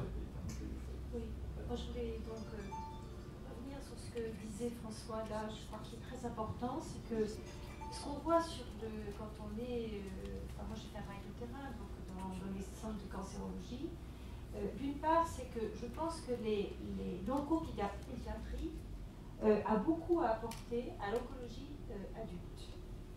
Je pense qu'il y a des pratiques beaucoup plus humanistes, si je puis dire, chez les oncologues pédiatres, que ce soit dans les services d'AJA ou d'oncologie pédiatrique sur la France entière, puisque l'enquête que nous avons faite était sur un certain nombre de centres sur la France entière. Donc moi j'ai été quand même frappée quand ces jeunes étaient passés d'abord en oncologie adulte pour des raisons manque de place pour être hospitalisés en oncologie pédiatrique, ils mesuraient véritablement la différence qui se passait tant au niveau de la prise en charge du soin, de l'information, des équipes à la fois médicales et des soignants. Donc ça c'est important de le dire. Par rapport aux essais, le concept de solidarité est un concept à mon avis très important aussi. Souvent, beaucoup d'entre eux savent très bien qu'il n'y aura pas de guérison, mais véritablement estiment qu'ils acceptent l'essai parce qu'ils veulent contribuer pour les autres. Donc il y a quand même cet esprit de solidarité qui est fort. Alors, il y a aussi la situation des jeunes qui, avant de donner la réponse, d'accepter de participer à un essai clinique, demandent aux médecins s'ils ont des chances de guérir. Et là, on voit bien les difficultés pour l'oncologue de répondre à cette question. C'est-à-dire, si je dis à la personne qu'elle n'a aucune chance de guérison, donc elle ne va pas accepter l'essai. Comment gérer cette situation? Donc c'est pas si simple que ça, voilà. Et alors il y a une question moi que je voudrais vous poser parce que j'entends bien tout ce qu'on peut lire, tout ce qu'on peut dire par rapport au cancer et par rapport à la guérison. Qu'est-ce que c'est que guérir d'un cancer? Vous avez vraiment utilisé ce terme. J'ai l'impression que quand un médecin parle de guérison, il parle toujours de la guérison de la maladie. Mais enfin pour moi, je pense que guérir d'un cancer, c'est pas uniquement guérir de la maladie. Donc je vous pose la question parce que j'ai quand même l'impression qu'on a beaucoup parlé de ça là, et beaucoup moins de guérir le malade. Enfin, je sais pas. Chez les adultes, on a une problématique un peu différente en phase 1, parce que nos collègues nous adressent le patient souvent pour des maladies très avancées, parce qu'il n'y a plus de traitement standard, et où l'espérance de vie peut parfois être évaluée entre 6 et 12 mois en fait. Donc on est très très loin de toutes les sortes de guérison. Et en fait, la plupart des patients ont bien pris connaissance de leur finitude dans une temporalité qui est assez brève. En fait. Donc c'est pas tout à fait la même problématique que parfois on peut avoir des jeunes patients. On a parfois plus de mal à leur dire qu'il n'y a pas de guérison. En fait, souvent les patients de 50 ans, 60 ans, 70 ans, ils ont souvent intégré ce paramètre. On leur demande, parce que lorsqu'on ne leur a pas demandé, c'est souvent là où on a des frustrations. Parce que parfois il y a des malentendus en fait. Et parfois, c'est clair que quand on voit le patient dans une consultation, on ne peut pas refaire toute l'histoire. Donc si les patients sont adressés à un centre de phase 1 pour un essai et que malheureusement ils n'étaient pas dans une temporalité, que j'avais pris conscience de leur mort prochaine, entre guillemets, c'est pas le moment pour faire un essai thérapeutique incertain. Et souvent les gens vous disent, mais je comprends pas, je vais venir pour un traitement qui n'est peut-être pas efficace et vous ne savez pas les effets secondaires. Et ça ne sert à quoi votre truc? Donc on se rend compte qu'on n'est pas sur la même longueur d'onde. Après, la plupart des personnes en fait, ont conscience qu'ils ne guériront pas. Après, pourquoi ils font l'essai? Vous avez raison, ils le font en partie pour de l'altruisme, en partie pour de l'espoir.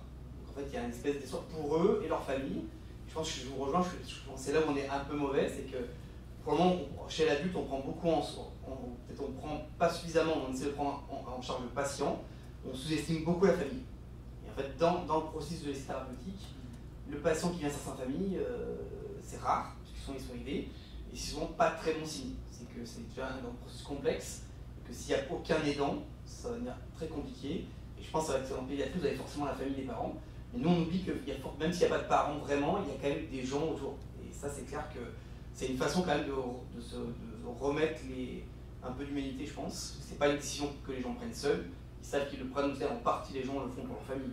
Je pense en partie pourquoi quand vous leur discutez, pourquoi ils font tout ça, pourquoi ils continuent à se battre, ils ne le font pas que pour eux-mêmes, ils le font pour aussi leur famille. Donc c'est clair que je pense que chez l'adulte, c'est plus la question de comment on met en perspective cette essai thérapeutique dans ce parcours de soins qui malheureusement ne va pas durer des années. Et donc ça, les gens l'ont plutôt, j'ai l'impression, intégré. Après, je suis d'accord, il y a un certain nombre de personnes, pour différentes raisons, qui ne sont pas que liées à de la malinformation, n'ont pas envie d'en parler. Donc ils n'ont pas envie de parler avec vous, qui ne connaissent pas, dont vous n'êtes pas le médecin référent, ils n'ont pas forcément envie de parler de tout ça. Ils ont, je pense, le plus souvent intégré en fait, le fait qu'on se place dans une temporalité qui est malheureusement assez finie. En fait. Je voulais revenir un petit peu sur la notion de parcours de soins parce qu'il me semble quelque chose d'important à prendre en compte, c'est qu'il y a deux parcours de soins. Il y a le parcours de soins vu par les médecins, qui est un parcours beaucoup plus structuré, avec des perspectives qu'on sait à peu près évaluer, qu'on imagine la suite. Et il y a le parcours du patient, qui est un parcours que j'appellerais un peu plus à vue, d'une certaine manière. Et je pense qu'on l'a tous vécu, même quand on est pris en charge pour n'importe quel soin, où à un moment, on suit ce qu'on nous dit de faire, on fait, et éventuellement, au bout d'un moment, on commence à se poser des questions. Mais ce parcours à vue, on le retrouve aussi beaucoup en cancérologie, et je pense que des fois, il faut penser à ces deux éléments-là, et comment on s'assure aussi que le patient comprend toute cette perspective-là. Et je vais prendre juste un exemple, c'est sur l'arrêt des traitements et le passage en soins palliatifs. J'avais assisté à un débat très intéressant, c'était sur la question quand est-ce qu'on fait passer les patients en soins palliatifs, qu'on leur annonce, pour faire éventuellement une annonce de soins palliatifs, etc. Et à un moment, il y a quand même un médecin qui a dit, mais en fait, moi je ne sais même pas quand est-ce qu'ils passent en soins palliatifs, parce qu'on parle de chimio, la chimio de trop, mais la chimio de trop, on l'évalue souvent après coup. Une fois que le patient est mort, qu'il a eu une chimio juste avant de mourir, on se dit que celle-là, on n'aurait peut-être pas dû la faire. Mais la question, c'est la vision très claire de c'est la chimio de trop, c'est le moment où on passe en soins palliatifs, elle n'est pas forcément si claire, déjà pour les médecins et encore moins pour les patients. Et il me semble que ce double parcours, il est à prendre en compte parce que c'est aussi ça qu'on voit dans les essais précoces, c'est que quelque chose qui peut paraître très linéaire, très simple à voir du point de vue du médecin, du point de vue du patient, n'est pas forcément si simple. Et lui a juste vu une proposition qui suit une chimiothérapie et imagine, souvent on leur dit comment vous vous projetez, ils ne se projettent pas, ils se disent là je participe à un essai, on verra plus tard, hein, parce qu'effectivement on ne va pas se projeter dans 3 lignes de traitement plus tard. Je pense que c'est très intéressant ce que tu dis, effectivement. Je pense qu'en fait, et le patient et le médecin naviguent à vue d'une certaine manière. La seule différence entre le patient et le médecin, c'est que le médecin, lui, il a l'expérience de dizaines et de dizaines de patients qu'il a traités, puis il a la connaissance de la littérature sur une population de patients. Mais avec un patient précis, on est toujours dans le cadre d'une aventure unique où effectivement on essaye un nouveau traitement et le pronostic il est radicalement différent selon si oui ou non le traitement va marcher. Et en cancérologie, c'est pas comme le diabète, quoi. Mon insuline, on sait que ça marche à 100% des cas. Les traitements en cancérologie, c'est jamais le cas. Finalement, on navigue à vue avec eux, et ce qu'il y a, c'est notre rôle, c'est effectivement de leur faire comprendre que si on ne répond pas aux questions, c'est pas qu'on ne sait pas, mais c'est qu'en fait, on navigue à vue comme eux. Et alors voilà, maintenant, sur une population de patients, on peut leur donner des indices, mais voilà, il y a certains patients qui souhaitent, d'autres qui ne souhaitent pas, etc. C'est toujours délicat de savoir ce que veulent savoir les patients. Oui, en tout cas, pardon, on va vous passer le micro, mais en tout cas, on ne peut pas prévoir l'avenir. Et je connais un spécialiste de soins palliatifs pédiatriques à Montréal qui s'appelle Nagou Imbert, qui parle du tango argentin entre soins curatifs et soins palliatifs, parce qu'il peut y avoir des passages continus. En ce qui concerne les essais précoces, on est quand même dans une situation, n'est-ce pas, sans traitement efficace connu en termes de guérison, donc ça peut définir la phase palliative. Donc les essais précoces eux-mêmes s'intègrent dans une phase palliative, et c'est jamais qu'une alternative de pouvoir participer à un essai précoce. On peut avoir des soins qui soient purement centrés sur les symptômes sans traitement oncologique spécifique. On peut avoir des soins oncologiques spécifiques associés au traitement des symptômes, mais dont on sait qu'ils ne sont pas efficaces en termes de guérison, mais qui peuvent quand même ralentir l'évolution de la maladie. Et puis, troisième option, on peut participer à un essai précoce tout en étant traité aussi sur les symptômes d'inconfort et de douleur. Donc, c'est jamais qu'une branche d'une alternative en phase palliative, les essais précoces. Moi, ce que je voulais dire justement, c'est que fort de votre expérience du nombre de patients que vous traitez avant de passer en soins palliatifs, ne désespérez pas les patients. Je viens de le vivre d'une façon très, très, très pénible. Vous ne savez pas. Le fait de dire que vous ne savez pas, à mon avis, ça suffit. Plutôt que d'être convoqué par un tribunal qui va vous annoncer que non, l'échéance va être proche, etc. Oui, il y a des patients qui veulent savoir, et il y en a d'autres qui ne veulent pas savoir et qui gardent l'espoir. Et je pense que l'obligation d'informer actuellement, qui est faite sans formation des médecins sur cette information, est extrêmement douloureuse pour la famille. Alors, en fait, non, moi j'entends tout à fait ce que vous dites. Hein. Ce qu'il y a, c'est que chaque patient est différent, et c'est vraiment extrêmement délicat pour nous médecins de savoir particulièrement ce qu'attend le patient qui est en face de nous. C'est-à-dire qu'il y a un patient qui pourra nous reprocher de jamais avoir évoqué la question du pronostic alors qu'il l'aurait souhaité. Même parfois, bon. Et puis à l'inverse, des patients qui vont nous reprocher d'avoir répondu trop précisément à une question. Et c'est vrai que ça, c'est une question, c'est touchy, on fait de notre mieux, mais en plus, nous, médecins, nous sommes également des êtres humains avec nos humeurs, nos conflits, que ce soit au niveau professionnel ou extra-professionnel, qui fait que, voilà, on n'est pas parfait, il peut y avoir des petites erreurs dans un sens ou dans l'autre. Et il n'y a pas de solution miracle pour ça, c'est ça. Oui, mais je suis d'accord. Mais le fait de dire je ne sais pas, oui, ça suffit. Ça suffit. Ça, bien entendu. Pas mentir. Bien entendu. Je ne sais pas. Parce que vous ne savez pas à un moment donné. Personne ne recommande de mentir, ça on est d'accord. Voilà. On ne sait pas souvent. Il y a quelque chose aussi qu'on oublie souvent, c'est les proches. Ils ne sont pas non plus, ils sont pas non plus censés vraiment savoir ce que veut le malade. C'est-à-dire, à la fois, ils peuvent être en désaccord, eux attendent que vous leur donniez une information claire et le malade ne voudrait pas. C'est très compliqué en fait d'arriver à mesurer, parce qu'on entend que les patients reprochent aux proches de ne pas toujours comprendre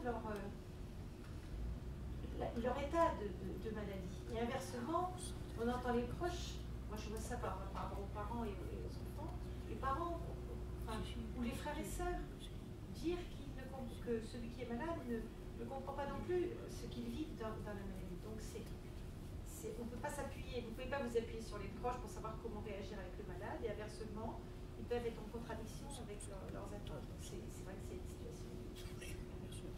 Pour revenir sur l'alternative entre phase 1 et les soins palliatifs, après c'est vrai théoriquement, après on a essayé avec Gustave aussi d'intégrer dans le parcours des patients en fait, une discussion avec les soins palliatifs, et c'est pas le bon moment en fait. Les patients me disent mais j'ai pas envie.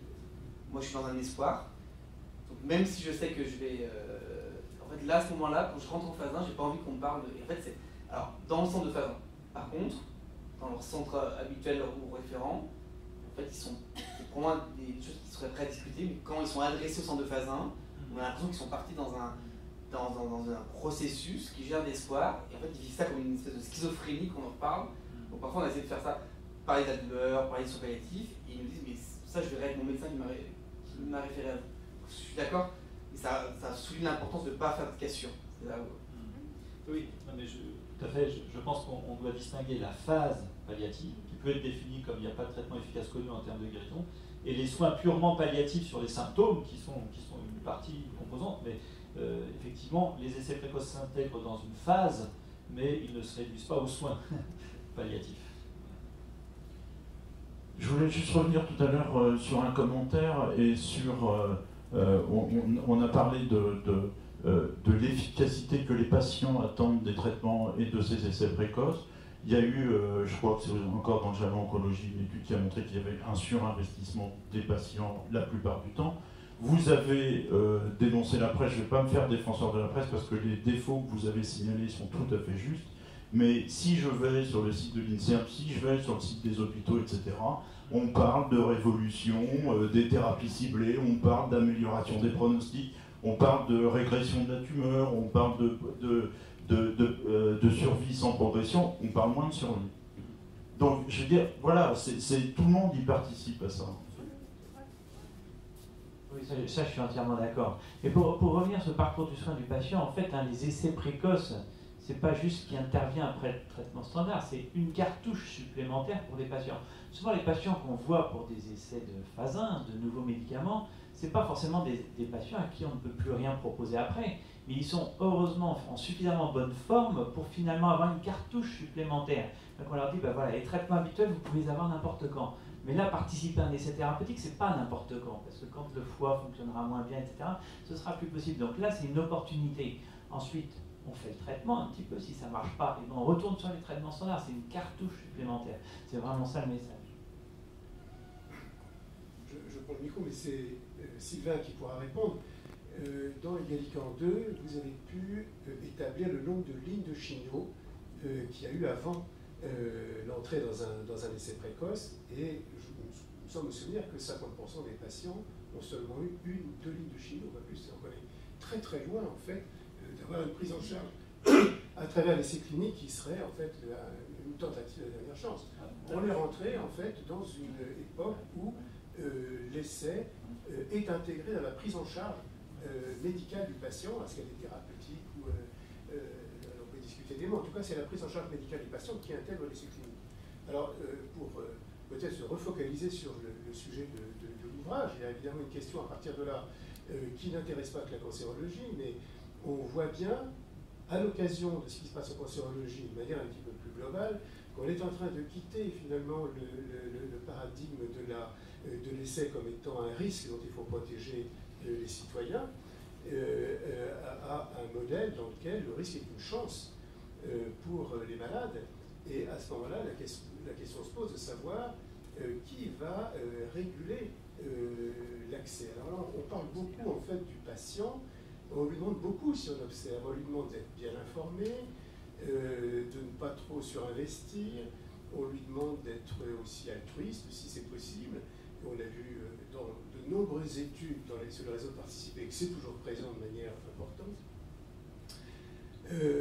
Donc en fait, c'est sur le patient que pèse en fait aussi d'être bien informé pour pouvoir se piloter dans le maquis du réseau de soins. Voilà, donc la question qui se pose, en tout cas que je pose, c'est est-ce qu'on ne doit pas envisager des modes de régulation qui reposent moins sur la contingence des situations et avoir un régime qui est organisé par la loi. Ce dont on parle, s'agissant de l'information, 2002, voilà, la règle c'est on informe. Et puis on gère les exceptions après. Mais là on est passé d'un système où la règle c'est on n'informe pas, sauf si on tombe bien, si je puis dire. C'est pareil pour le traitement de la douleur. Pendant très longtemps, il n'y a pas de traitement de la douleur. Il y a un traitement de la douleur si on tombe dans le bon service, où il y a une bonne entente entre le cadre de santé et le patron du service et une bonne culture de ça. Donc c'est au petit bonheur la chance. Puis à un moment donné, ça devient obligatoire. On ne va pas dire que pour autant les problèmes sont réglés d'un coup, mais enfin on est rentré dans une autre logique. On sait sur qui pèse l'obligation. En matière d'essais cliniques, je crois qu'on est arrivé au point où il faut se poser ces questions. Alors, tout d'abord, je vais confirmer les chiffres et je pense que ces chiffres, il faut les mettre aussi en parallèle. On avait fait une autre enquête maintenant il y a en 2012 où on avait demandé à des médecins à quel moment ils pensaient à envoyer un patient vers un essai précoce, et là la réponse était au-delà de la deuxième ligne métastatique pour la majorité de ces médecins. Et donc dans les derniers chiffres là, de l'enquête Égalité 2, effectivement la majorité ont été envoyés entre la première et deuxième ligne de traitement. Donc là il me semble que, donc je ne suis pas médecin donc c'est pas moi qui commenterai ces chiffres, mais il me semble quand même qu'il y a un positionnement très différent des essais précoces en un temps relativement restreint qui amène à revoir la manière dont ils s'intègrent dans les parcours de patients.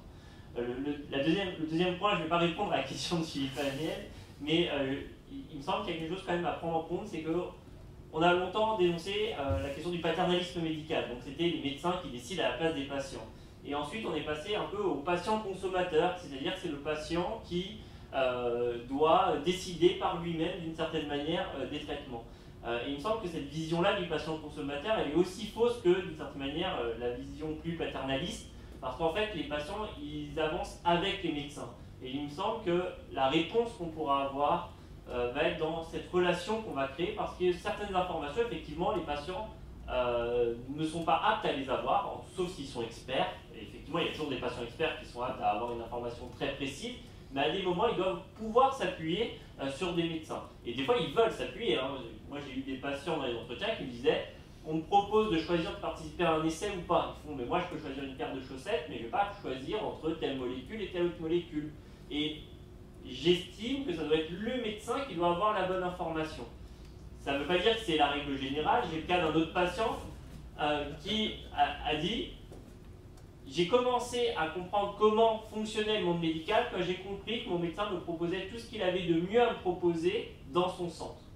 Et à partir de là, je suis allé voir d'autres médecins, etc. » Et on voit que c'est deux logiques qui doivent être coordonnées, et il me semble que si on doit réfléchir à la manière d'améliorer la situation de ces patients, il faut améliorer la coordination entre ces deux logiques.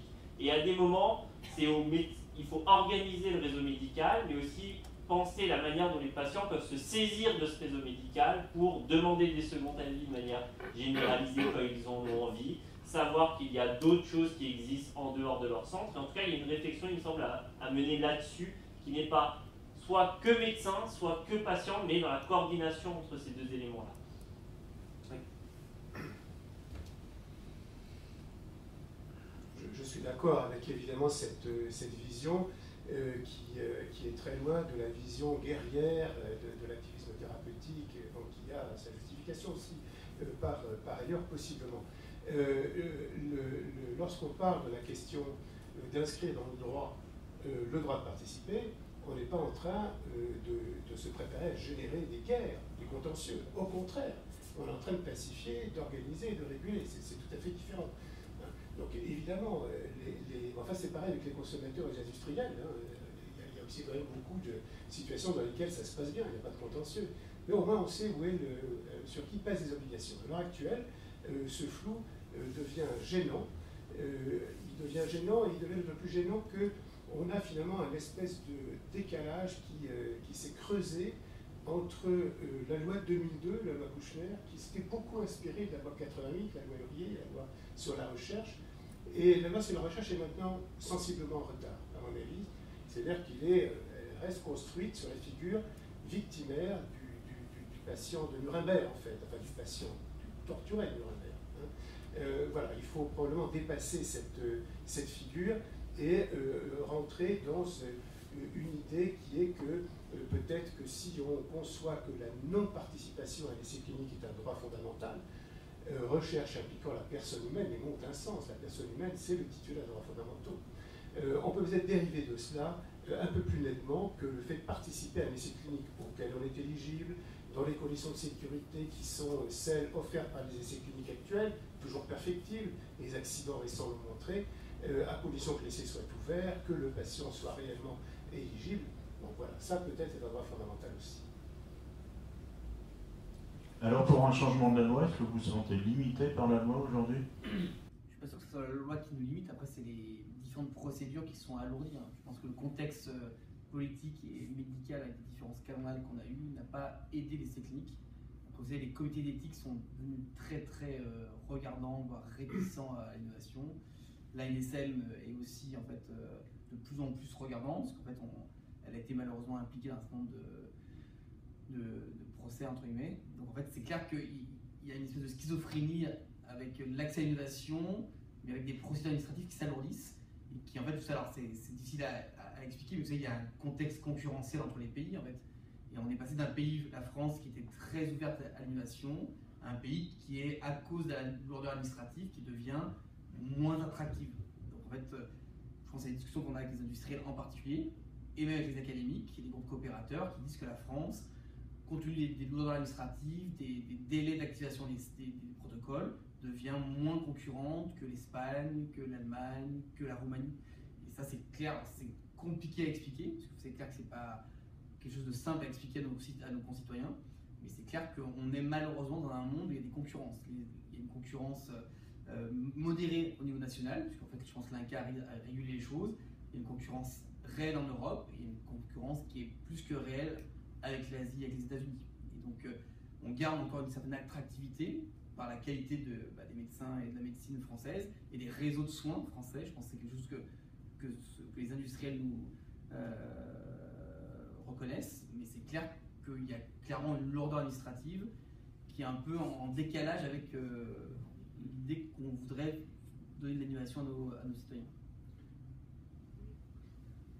Voilà, juste pour préciser sur ce point, la question de reconnaître un droit fondamental de participer aux essais cliniques, la question que j'ai indiquée, est sans rapport avec les lourdeurs administratives qui existent et qui sont honteuses à l'heure actuelle. Hein. Et je parle en connaissance de cause pour avoir tenté de monter récemment des études de sciences humaines et sociales nécessitant un avis CCTIRS plus CNIL.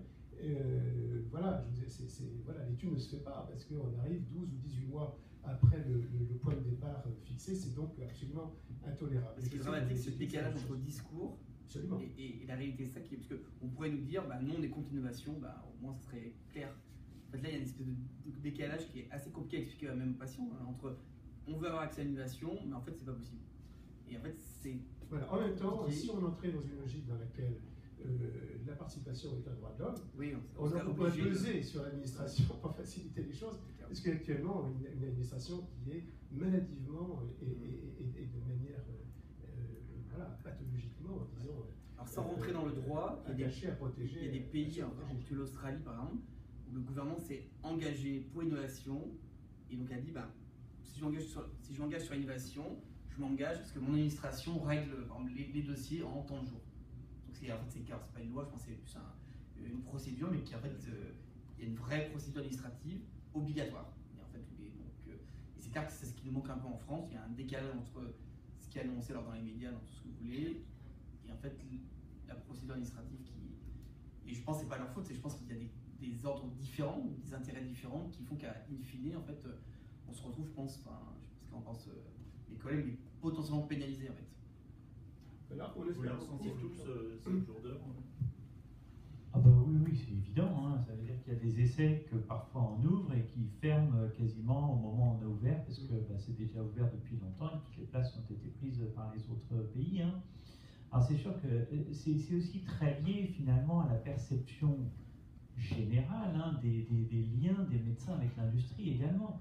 C'est-à-dire qu'aujourd'hui, pour être expert à la NSM, il ne faut aucun lien d'intérêt avec l'industrie pharmaceutique. C'est-à-dire qu'il faut en gros ne pas travailler avec l'industrie pharmaceutique.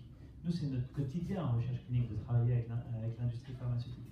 Donc finalement, nous, en tant qu'experts finalement du médicament, nous n'avons pas le droit finalement d'être experts auprès de la NSM pour les protocoles de recherche clinique. Donc, ce qui fait que, bien entendu, la NSM est en recherche d'experts qu'elle ne trouve pas, ou alors finalement elle trouve des non-experts. On se retrouve finalement dans une situation où la NSM fait réviser les protocoles de recherche clinique par des gens qui n'y connaissent rien. Donc là, il y a aussi quand même ce climat de défiance entre les liens d'intérêt entre les médecins et l'industrie qui doit être mis à plat pour que finalement on puisse travailler en confiance.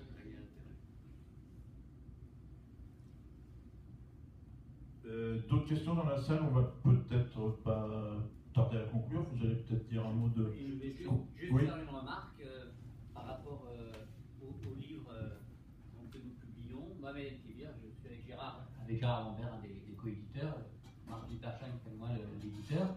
On voit bien que les débats que vous avez initiés il y a quelques années et qu'on a retranscrit, que vous avez retranscrit dans le livre Essais précoces que nous publions aujourd'hui, ces débats se sont enrichis, se sont complexifiés. Vous avez les uns et les autres, de manière extrêmement claire et précise, souligné les évolutions récentes qui sont apparues dans ce domaine, de manière à la fois passionnée et passionnante. On voit bien qu'il y a là une source de réflexion, peut-être un deuxième tome, sur un sujet aussi vaste, et on voit bien qu'il y a des implications à la fois en termes cliniques, en termes de recherche, en termes éthiques et philosophiques extrêmement importants, extrêmement graves.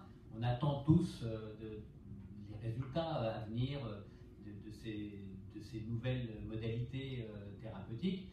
Alors, effectivement, Gérard a bien fait en début de présentation de tempérer quelque peu ses espoirs. Il y a encore beaucoup de chemin à faire avant vraiment d'obtenir des taux de guérison qu'on espère les plus élevés possibles. Enfin, les réflexions qui sont en cours sont en tout cas très, très intéressantes et on les suit avec grand intérêt. Je vais laisser la parole pour conclure à chacun d'entre vous et puis à Gérard. Mais j'aimerais quand même vous remercier de l'implication que vous avez apportée à la réalisation de cet ouvrage et puis de votre implication actuelle, parce qu'on voit bien que ça continue, que ce soit pour les médecins, les sociologues, les juristes et sociologues.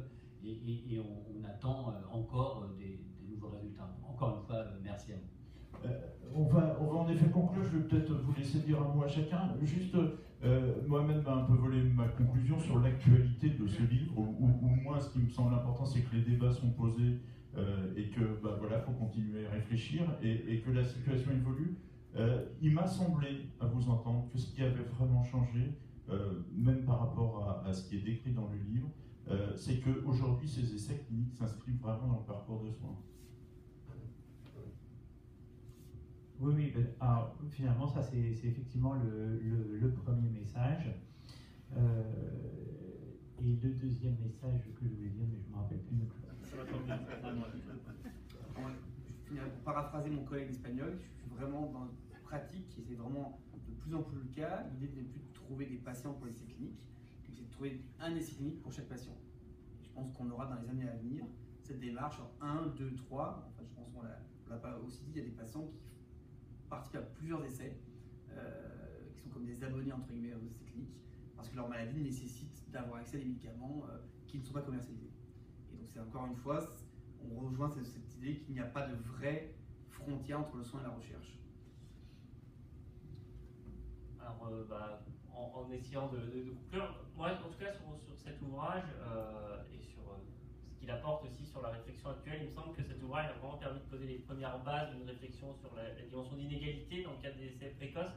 Et ça, c'est quelque chose peut-être sur lequel on n'est pas beaucoup revenu, mais C'était pas si évident de poser la question des inégalités dans les essais précoces, et je me rappelle très bien d'un entretien avec un responsable à l'INCA qui m'avait dit allez voir ailleurs, il n'y a rien à voir dans les essais précoces, ça concerne 1000 personnes en France, il n'y a pas d'inégalité dans les essais précoces.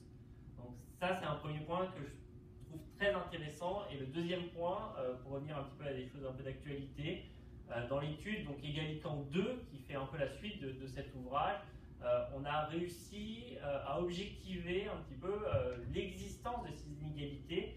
Et pour la première fois, j'en discutais tout à l'heure, on a mis en avant qu'il y avait un lien entre la distance qui séparait un centre et le patient avec sa catégorie socio-professionnelle. Et on voit que les centres qui ont un recrutement le plus large possible ont un recrutement de personnes qui sont de catégories plus favorisées.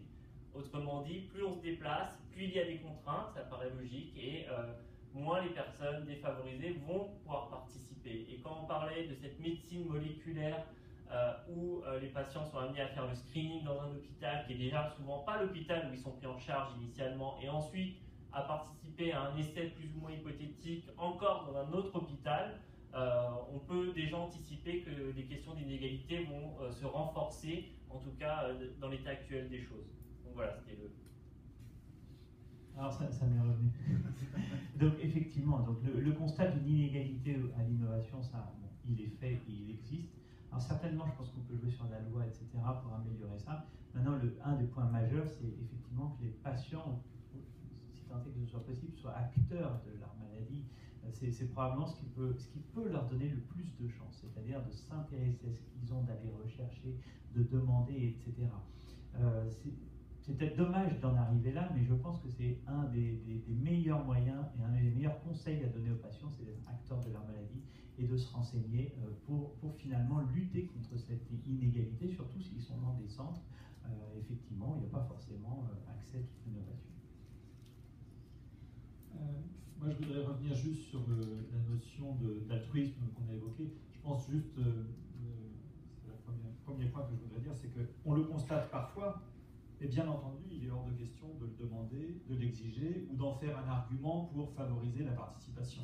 C'est-à-dire, il existe cet argument, d'accord, on le reconnaît, mais il est inconstant, et c'est tout à fait normal, et on ne doit pas l'attendre, ni le demander en disant participez puisque d'autres l'ont fait, et ou vous le faites pour d'autres. Chaque personne décide s'il a envie d'être altruiste ou pas, il ne faut certainement pas l'imposer. Le deuxième point aussi, je pense que ce livre et nos débats, moi je ne suis pas du tout, je ne me considère absolument pas comme spécialiste en éthique, je n'ai pas la formation pour ça, mais j'apprécie de travailler avec des spécialistes en éthique et d'autres disciplines, mais c'est un processus d'une équipe de soins que de se questionner, et de se questionner en permanence sur nos pratiques, et ces débats et ce livre l'illustrent, et donc ça ne sera jamais fini, donc je ne sais pas s'il y aura un tome 2, mais il pourrait y avoir des tomes N, parce que les questionnements, j'espère, vont toujours persister, et ils le doivent. Et le troisième point, c'est que je voudrais rappeler que ce livre fait suite à un colloque qui a eu lieu, n'est-ce pas, en 2012. Et je voudrais remercier Anne Fagot-Largeau, ici présente, qui nous avait reçus au Collège de France, et qui, je pense, transmet et enseigne bien la culture du questionnement. Merci. Moi, je vais faire deux réflexions. La première sur le fait qu'on est passé très certainement, parce qu'il y a l'épisode de l'épidémie de VIH-Sida qu'il ne faut jamais oublier dans nos réflexions, hein, et en fait la cancérologie a beaucoup à apprendre, et en fait on est en train, pour l'ensemble de ces questions d'accès aux essais cliniques et à l'innovation, de réintégrer des choses qui avaient été tout à fait bien pensées dans le domaine du VIH-Sida. Donc on passe de cette, franchement, d'oncologie, mais probablement aussi dans d'autres domaines thérapeutiques, de l'idée de la participation aux essais comme un risque dont on doit être protégé, à une conception d'essai qui est une alternative, disait François Dose, une possibilité de prise en charge dans l'arsenal, disons, des moyens de prise en charge thérapeutique. Donc voilà, on change tout de même de modèle. Voilà, ce point, à mon avis, est très important parce qu'il conditionne aussi quelque chose auquel on assiste, qui est l'assèchement de la veine de publication qui est arrivée à un niveau extraordinairement élevé quantitativement sur les questions éthiques liées à l'autonomie des personnes dans la recherche. Donc en particulier l'autonomie de décision, le consentement et toutes ces choses-là. J'avais montré il y a 2 ou 3 ans qu'il y avait encore un papier par jour pratiquement qui paraissait dans la presse internationale médicale référencée sur le sujet. Ça avait grimpé en quelques années très très vite et c'est en train de décroître un petit peu parce que la réalité des points qui font question dans la société à l'heure actuelle, c'est plus du côté de l'autonomie en matière de recherche, c'est du côté de la justice. Les questions d'inégalité qu'on a posées depuis Égalité 1, à vrai dire, on les avait posées un petit peu de manière provocatrice en disant on ne va pas trouver grand-chose parce que notre système de santé protège, à la différence du système américain, vous savez, où l'accès aux essais cliniques est aussi une façon d'accéder au système de soins pour les plus pauvres. Et en fait, il n'en est rien. On retrouve en fait un gradient d'inégalité qui est important et qui est plus important probablement que le gradient qu'on connaît bien d'inégalité qui est celui de l'accès aux essais cliniques en général. Donc ça, c'est une situation qui alarme. Je pense qu'il faut véritablement pousser la réflexion sur ces questions de justice maintenant de manière systématique. Et je crois que notre ouvrage est une contribution modeste mais significative à ce débat. Est-ce qu'on peut peut-être demander si Anne, qui a été à l'origine de ces entreprises, accepterait de dire le mot de la fin? Oui, ça me semble être une bonne idée.